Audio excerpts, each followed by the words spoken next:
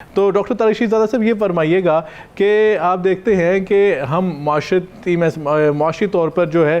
عدم استحکام ہے، استحصال آپ کو نظر آتا ہے، تو اس استحصال کو کیسے ختم کیا جا سکتا ہے کہ آپ دیکھتے ہیں یہاں پہ ایک ایسا طبقہ ہے جو امیر سے امیر ہوتا چلا جا رہا ہے اور ایک طبقہ ایسا ہے جو غریب سے غریب ہوتا جا رہا ہے؟ تو اسلام نے تو ایسا نظام معیشت نہیں دیا، اسلام نے تو ایسا نظام معیشت دیا جہاں پہ ہر طبقے کے لیے خیر ہے، ہر طبقے کے لیے ترقی کے مواقع موجود ہیں، تو کیا کہیں گے آپ؟ رسول رحمت صلی اللہ علیہ وسلم کی زندگی سے جو ہم تک انسانی معاشرے کی عملی صورت نظر آتی ہے، پیش کی جا سکتی ہے، جسے ہم عمومی زبان میں ریاست مدینہ کے اساسی یا بنیادی خد و خال کہتے ہیں۔ آپ یہ دیکھیے حضور جب تشریف لاتے ہیں مدینہ شریف کے اندر تو آپ کے ابتدائی دنوں میں کی جانے والے جو اقدامات ہیں ان میں سے ایک مواخات کا عمل ہے، جس میں کیا ہے، انصار مدینہ جو صاحب ثروت ہیں، جو صاحب حیثیت ہیں، جو مالی طور پر معاشرے کے اندر بہتر ہیں، بہتر حالت کے اندر ہیں، ان کے ساتھ ایسے لوگوں کا بھائی چارہ قائم کیا جانا جو مالی طور پر اسباب کے اعتبار سے لٹے پٹے پہنچے اور جن کے اسباب جو ہیں وہ محدود ہیں۔ اس سے کیا ہوا، آپ یہ دیکھیں کہ وہ ظاہری طور پر تو چند لوگوں کے ساتھ ملاپ نظر آتا ہے، لیکن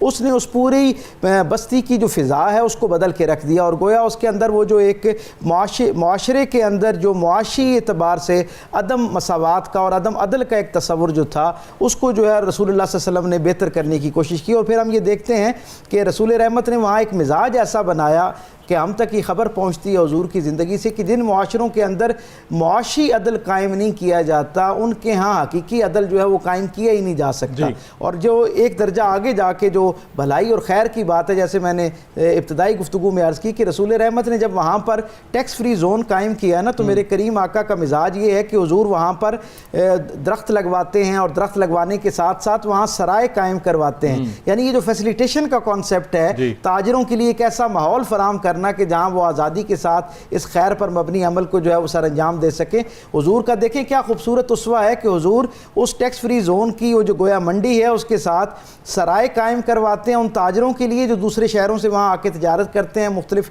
دور افتادہ قبائل کے لوگ جو وہاں آ کے تجارت کرتے ہیں، اور پھر اگلے درجے پہ نہ صرف ان کے لیے، ان کے یعنی جو ورکرز تھے جنہیں عرف عام میں غلام ہم کہتے ہیں ان کے لیے، اور پھر آگے ایک درجہ آگے جا کے ان کے جانوروں تک کے لیے جو ہے وہ پانی کے استھان قائم کیے جاتے ہیں، خوراک کا بندوبست کیا جاتا ہے۔ اور کسی قبیلے کا جب نامور آدمی تجارت کے لیے وہاں پہ آتا تو میرے کریم رسول صلی اللہ علیہ وسلم نے حضرت بلال اور ایک مدنی صحابی حضرت مصعب بن عمیر جو تھے ان کو یہ ان کے ذمہ لگا رکھا تھا کہ وہ وہاں لوگوں سے ملیں اور ان سے پوچھیں کہ کوئی اپنے قبیلے کا نامور آدمی جو کسی بھی علم میں کمال رکھتا ہو، فن میں کمال رکھتا ہو، تجارت کے رموز سے بہتر واقف ہو، اسے اپنے ساتھ میری طرف سے دعوت دو اور اسے اپنے ساتھ لاؤ۔ چنانچہ وہ جو ظاہری طور پر غیر مسلم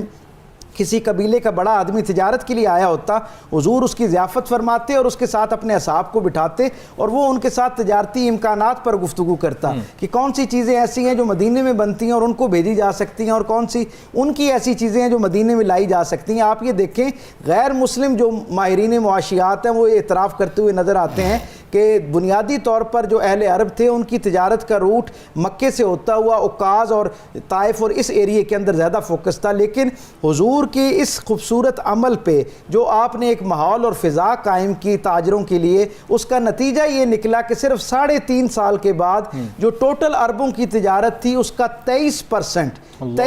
یعنی لگ بھگ 1/4 حصہ جو تھا وہ تجارت کا رخ جو ہے وہ مدینہ کی طرف ہو گیا تھا۔ اور اس کے پیچھے سبب کیا تھا؟ وہ میرے کریم رسول صلی اللہ علیہ وسلم کی طرف سے ان تاجروں کا اکرام، احترام اور ان کو اصولوں پر پابند رکھنا۔ یہ رسول رحمت صلی اللہ علیہ وسلم کی تربیت کا ایک بڑا بنیادی اور اساسی حوالہ ہم یہ دیکھتے ہیں۔ اور ڈاکٹر صاحب اس میں دیکھیں نا کہ اس میں دیکھیں تاجر کے حقوق کی بات کی جا رہی ہے نا، صرف عوام کے حقوق کی بات نہیں کہ تاجر کے اوپر فرائض ڈال دیا جائے، یہاں پہ دیکھیں تاجر کے حقوق کی بات بھی کی جا رہی ہے، اس کے سرمایہ کا تحفظ ہے، اس کو پروٹوکول ہے، اس کو عزت ہے، اور جو اس کو میں سمجھتا ترقی کے مواقع جو ہیں وہ فراہم کیے جا رہے ہیں۔ تو یہ بتائیے کہ اسلام نے جو اصول تجارت اور اصول معیشت جو تھے وہ بڑے واضح طور پر متعین فرما دیے، کلیئر کٹ تعلیمات ہمیں دے دیں، تو کیا وجہ ہے کہ آج ہم ان تعلیمات سے دور کیوں ہیں، اور وہ جو واضح ہدایات تھیں امت مسلمہ کے لیے وہ کیا تھیں؟ بسم رب محمد کریم علیہ الصلاۃ والتسلیم۔ سب سے پہلے تو یادآوری کا شکریہ، ہمیشہ کی طرح آج ایک مرتبہ پھر آپ نے براہ راست زندگی کے ساتھ جڑے ہوئے عنوان کو زیر بحث لانے کی کوشش کی۔ اللہ تعالیٰ آپ کے اور آپ کے چینل کے سارے ذمہ داران کی توفیقات میں ہر آن برکت عطا فرمائے۔ تجارت کے حوالے سے ہمیں یہ بات سمجھنا چاہیے کہ رسول رحمت صلی اللہ علیہ وسلم انسانی زندگی کے اندر، انسانی تاریخ کے اندر ایک انتہائی اعلیٰ درجے کی رجحان ساز شخصیت کے طور پر جانے اور مانے جاتے ہیں۔ میرے کریم رسول صلی اللہ علیہ وسلم نے انسانی معاشرے کی کروڑوں سال کی جو تاریخ ہے اس کے اندر ایک جو ذہن اور نظریات باطل نظریات بن چکے تھے، رسول اللہ صلی اللہ علیہ وسلم نے اپنے قول اور پھر ایک درجہ آگے بڑھ کے اپنے عمل سے ان باطل نظریات، ان لایانی نظریات کا رد فرمایا۔ آپ یہ دیکھیے رسول رحمت سے پہلے جتنے لوگ دین کے ساتھ یا مذہب کے ساتھ وابستہ ہوتے ہیں، یعنی معاشرے کی مذہبی شخصیات، ان کا جب ہم احوال پڑھتے ہیں تو ہمیں یہ اندازہ ہوتا ہے کہ ان کے مزاج سے ہم تک کوئی ایک گمان پہنچتا ہے، خبر پہنچتی ہے کہ شاید وہ کسب معاش کو، لین دین کرنے کو، دنیا داری کرنے کو، رزق کمانے کو، اپنے لیے سہولیات، وسائل اور ضرورتوں کو اکٹھا کرنے کے حوالے سے محنت کرنے کو کوئی ناپسندیدہ عمل سمجھتے ہیں اور گویا اسے اللہ کی طرف اپنے سفر میں رکاوٹ تصور کرتے ہیں۔ لیکن میرے کریم رسول صلی اللہ علیہ وسلم کی زندگی سے ہم تک یہ رویہ بھی پہنچتا ہے کہ آپ نے اپنے قول سے بھی اور اپنے عمل سے بھی یہ نفی فرمائی اور یہ بتایا دنیا کو کہ اگر آپ نیک نیتی کے ساتھ، اچھے جذبے اور اچھے ارادوں کے ساتھ اگر کسب معاش کی طرف بڑھتے ہیں، رزق کے حصول کے لیے اپنی توانائیاں صرف کرتے ہیں تو اس پر اللہ کی طرف سے جو ہے وہ اجر کا وعدہ کیا گیا۔ اور تجارت تو ایک ایسا عمل ہے، میرے کریم رسول صلی اللہ علیہ وسلم نے فرمایا کہ آسمان سے زمین کی طرف جو انسانوں کے لیے رزق بھیجا جاتا ہے اس کے 10 دروازے ہیں اور ان میں سے 9 دروازوں سے رزق جو ہے وہ تجارت کے ذریعے سے لوگوں تک پہنچتا ہے۔ تو اس سے اندازہ ہوتا ہے کہ تجارت کی کس درجے پہ حوصلہ افزائی۔ اور پھر ہم یہ دیکھتے ہیں کہ سارے انبیاء و مرسلین کا احوال جو انسانوں کے پاس جتنا محفوظ ہے، ان سب میں بہت ساری اور اقدار کے اشتراک کے ساتھ ساتھ ایک خوبصورت قدر یہ بھی مشترک نظر آتی ہے کہ لگ بھگ سارے انبیاء و مرسلین کی زندگیوں کے اندر جہاں گلہ بانی اور بھیڑ بکریاں چرانے کا عمل ہمیں نظر آتا ہے، وہاں اس کے ساتھ ساتھ کسی نہ کسی انداز میں،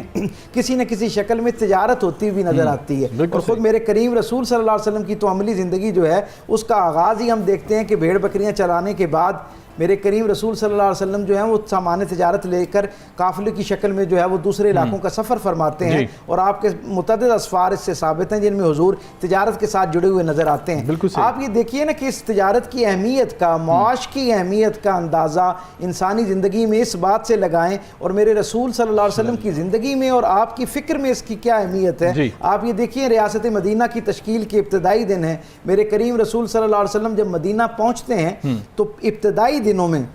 جہاں رسول رحمت صلی اللہ علیہ وسلم مسجد نبوی کی تعمیر کا ارادہ فرماتے ہیں، وہیں پر ایک رات مدینے میں قیام کے بعد اگلی صبح اپنے انصاری اصحاب کو کہتے ہیں کہ مجھے اپنے شہر کی، اپنی بستی کی سیر کراؤ۔ جب وہ حضور کے ساتھ نکلتے ہیں تو حضور ان سے پوچھتے ہیں کہ یہاں پر کسب معاش کا کیا ذریعہ ہے۔ اب ہم سب جانتے ہیں کہ مکے کے لوگوں کے ہاں تو تجارت جو ہے وہ بڑی معمول کا حصہ تھی، اہل مدینہ جو تھے وہ زراعت کے ساتھ زیادہ وابستہ تھے، شیر و ادب کے ساتھ وابستہ تھے۔ جی ہاں، اب آپ یہ دیکھیں کہ میرے کریم رسول صلی اللہ علیہ وسلم نے پوچھا کہ یہاں تجارت کا کیا ذریعہ اور کیا اسلوب ہے، تو بتایا گیا کہ یہ 3 قبائل ہیں جن کے ہاں تجارت سمیٹی ہوئی ہے انہوں نے، اور وہ گویا ان کی منوپلی ہے اور باقی سارے ان کے محکوم ہیں اور ان کے سامنے جو ہے وہ بے بس ہیں۔ میرے رسول صلی اللہ علیہ وسلم نے مسجد نبوی مدینہ شریف کے باہر ایک باقاعدہ قطع عرضی کا انتخاب فرمایا اور وہاں پر اس کے اندر مختلف اس کے جو کونے ہیں ان کو متعین فرمایا، اس کی گویا ایک محل وقوع متعین کیا اور فرمایا کہ یہ یہاں پر گویا انسانی تاریخ کا پہلا ٹیکس فری زون قائم کیا۔ اب آپ دیکھیں آج کی جدید معیشت میں بھی بہت سارے لوگوں کو ٹیکس فری زون کا کانسیپٹ سمجھ نہیں آتا کہ اس کے اندر کتنی خیر موجود ہے۔ ڈاکٹر صاحب بڑی خوبصورت آپ نے مثال دی ہے، آج دنیا گئی ہے فری ٹیکس زون کے اوپر اور فری ٹریڈ زون جو ہے آپ دیکھتے ہیں مختلف بندرگاہوں کے اوپر بنائے جاتے ہیں، ایئرپورٹ کے اوپر جو ہے کسٹم ڈیوٹی فری جو ہے وہ دیکھتے ہیں، تو آپ وہاں پہ دیکھتے ہیں کہ یہ سارے کنسیپٹ جو ہیں یقیناً یہ دین اسلام کے پیش کیوں میں اور یہ 1450 سال پہلے آپ یہ دیکھیں آج یہ اتنی مشکل ہے ان کو قبول کرنا، تو رسول اللہ صلی اللہ علیہ وسلم کے زمانے میں وہ لوگ جو ابھی براہ راست تجارت کی باریکیوں سے واقف نہیں تھے، اس کی نزاکتوں ان کے تقاضوں سے آشنا نہیں تھے، ان کے لیے اس کو قبول کرنا کتنا مشکل تھا، لیکن میرے رسول نے نہ صرف اس کو قائم کیا، اہتمام کیا، بلکہ اس کو پھر اس کا انتظام براہ راست اپنی زیر نگرانی رکھا۔ بالکل بڑی خوبصورت آپ نے مثال پیش کی۔